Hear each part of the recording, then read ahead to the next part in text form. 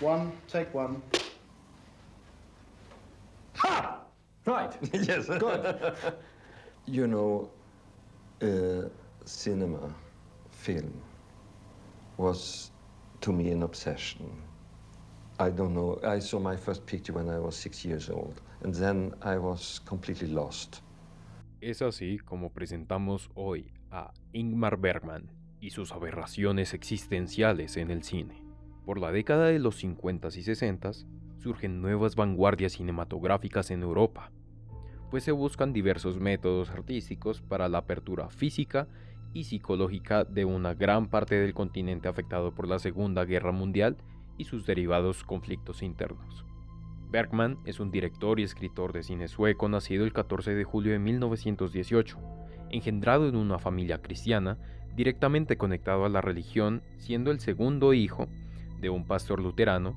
cosa por la que empezó a tomar una actitud crítica ante la normalización del abuso físico violento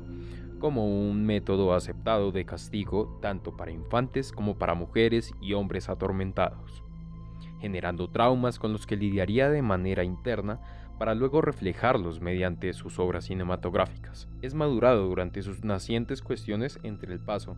de la juventud a la adultez, comenzando a estudiar letras e historia del arte e incursionando en el teatro, donde adquirió mucha de la experiencia que le serviría más adelante para la dirección cinematográfica apegada a melodramas y complejas psicologías en entornos deteriorados por el paso del tiempo, de ideologías, de contaminación y conflictos, para luego pasar a contar con imágenes en movimiento. La intencionalidad de lo que entra y sale del cuadro para la psique de los personajes en pro de mantener las atmósferas, opresiva, realista e incluso onírica tan atractivas en sus películas. Bergman, desde su vanguardismo cinematográfico, se dejó influenciar por movimientos artísticos como el surrealismo, que aborda las ilusiones de manera metafórica mediante experimentaciones audiovisuales a través de las representaciones oníricas, e influencias o referentes ideológicos y para la realización de las obras. Fuertes referentes en el cine como Marcel Carné, un director y escritor parisino, quien apenas con unos años más de trayectoria profesional en el medio, fue tomado por el sueco como inspiración directa, por no decir copia, para sus primeros metrajes en cuanto al estilo melodramático y la cercanía planimétrica a los personajes. Otras de sus más reconocidas influencias en el campo cinematográfico vienen de Victor Sjöström, quien, con La carretera fantasma de 1921, también de Suecia, es percibida en la preadolescencia de Bergman como la película entre las películas, gracias a la conmoción que ésta causó sin importar la comprensión o el bagaje artístico para la apreciación profesional de la obra. Es con Sjöström con quien años después colaborará en Fresas Salvajes de 1957, en este caso intercambiando papeles. Bergman ahora lo dirige a él en un papel tan sensible ante los achaques y la conciencia abrumadores en la vejez de un melancólico anciano buscando redención con quienes se rodea e incluso consigo mismo. Otros de sus mayores modelos inspiracionales fueron El circo, para él la melancólica obra maestra de Chaplin en 1928, declarando que a veces podía disfrutar de un inepto ataviado con pantalones caídos y caminando sobre una cuerda floja mientras es atacado por un barril de monos. ¿Era realmente diversión o una metáfora de la vida? Además de ellos, apreciaba el cine de Fellini, debido a sus procesos creativos sensibles, los rodajes y las obras terminadas de Satiricón, La Strada, La Dolce Vita y Amarcord. Aparte de sus referentes en el campo cinematográfico, tomó como punto de partida al escritor teatral August Strindberg, quien, a pesar de sus comportamientos misóginos y esquizofrénicos, reflejó cierta liberación ideológica en el ser humano a través de sus libretos, cosa por la que fue muy relevante en Suecia durante la segunda mitad del siglo XIX, nombrándose por su obra como el precursor del teatro de la crueldad y el teatro del absurdo, temas con los que Bergman pudo llegar a conectar a lo largo de las complejas personalidades plasmadas en la pantalla grande. Luego de dedicarse en su joven adultez al teatro, se manda al imponente terreno del cine en Suecia, iniciando con un proyecto de tipo cortometraje llamado Crisis de 1946, con el cual siguió escribiendo y dirigiendo obras que lo ayudarían a encontrar una identidad con la que lograra a medida de los años una experiencia amplia que lo hiciera cada vez más sabio al momento de retratar tanto situaciones con sus correspondientes personajes afrontados por los diferentes duelos tan intrínsecos en las atmósferas cinematográficas. Conocido por largometrajes como Juegos de Verano de 1951, Un Verano con Mónica de 1953, Fresas Salvajes y El Séptimo Sello, ambas de 1957, Persona del 66, La Hora del Lobo y La Vergüenza del 68, posteriores a estas dos décadas, Gritos y Susurros de 1973, Sonata de Otoño del 78 y Fanny y Alexander de 1982. Entre estas, surge en 1961 la trilogía del Silencio de Dios, siendo, como en un espejo, el filme que además de dar el primer paso, es el primero en toda la filmografía del director en ser rodada dentro de la isla de Faro, icónica locación de gran cantidad de sus rodajes, por lo que consideró comprar una casa allí mismo y tomarla como vivienda para la posteridad. Entonces, le siguió la segunda, Los Comulgantes, y de última, El Silencio, ambas alcanzadas a estrenar en 1963, las cuales en conjunto abordan duelos en torno a la espiritualidad corrompida por la desilusión de la fe, el fatalismo religioso lleno de dudas y la ingenuidad ideológica de la infancia. Todo ello representando los procesos deconstructivos desarrollados por Bergman con el paso de los años, siempre rememorando con respecto a aquella etapa de su vida.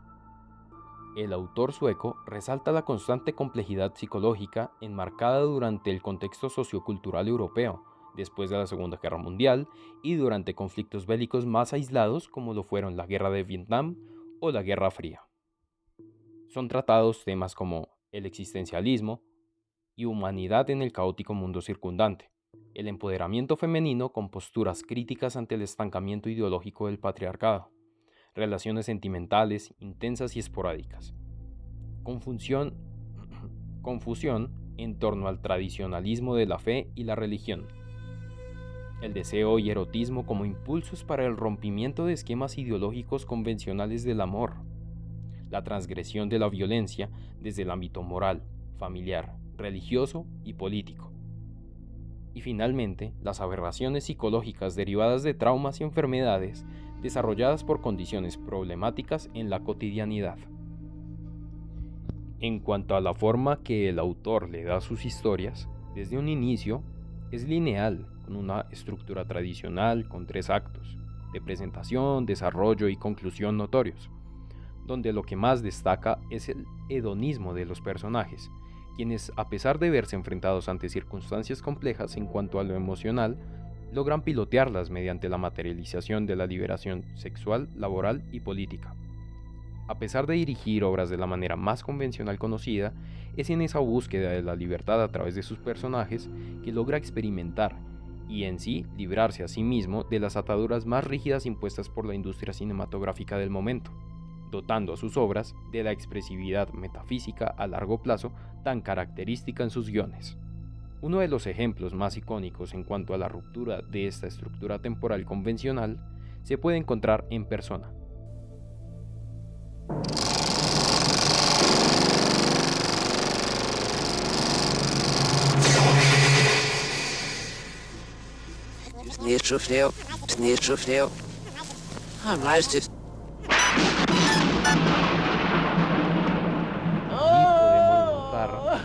El rollo fotográfico se quema y literalmente destruye la película desde el centro de la pantalla. Hay una expectativa por el que seguirá, por el cómo la película volverá a tomar un rumbo y cómo los personajes lidiarán con el dicho accidente fílmico. Bergman puede llegar a ser considerado como uno de los directores que mejor retrata las emociones en cuanto al cine europeo moderno, pues no es solo desde el trasfondo psicológico del que dota a sus personajes, junto al cómo los dirige, sino que en sí los retratos fotográficos realizados por los 2 cinematógrafos colaboradores en la obra, Gunnar Fischer, más en los 50s, y Sven Nysvik, más en los 60s, logran iluminar, encuadrar y establecer una imponencia de un calibre tan alto, capaz de comunicar a través de fuertes contrastes lumínicos y desde amplias hasta cortas profundidades de campo, en medio de paisajes audiovisuales intensos, los cuales impulsan la decadencia, inestabilidad, solemnidad, incompetencia y confusión de las ensoñadoras atmósferas en cada metraje. El dinamismo generado entre largas y cercanas distancias apoyan al relato en pro de la construcción dramática de las relaciones entre los personajes con los entornos circundantes. Además, la intensificación por montaje y el diseño sonoro, si bien brindan contemplación, también transmiten distorsión a la realidad, abriendo la puerta a espacios oníricos donde la condensación, aceleración y disrupción de los cuerpos toma relevancia al momento de empatizar con los graves o leves padecimientos en las historias. Ingmar Bergman puede considerarse un vanguardista dentro de la época en la que realizó sus obras, dándose libertades creativas y aunque poseyó privilegios académicos y económicos, entró en un nivel de conciencia capaz de introducir la normalización del duelo en la cultura sueca y a largo plazo en la cultura mundial, permitiendo examinar nuevos parámetros en entornos críticos, cinéfilos, literarios, filosóficos y artísticos. Murió en la isla que vio la gestación de muchas de sus películas, dejando diarios y rodajes como legado icónico, hoy en día apreciado y considerado como un museo por muchos. Al igual que su deceso, la muerte del artista pegado a su obra, una obra más viva que nunca.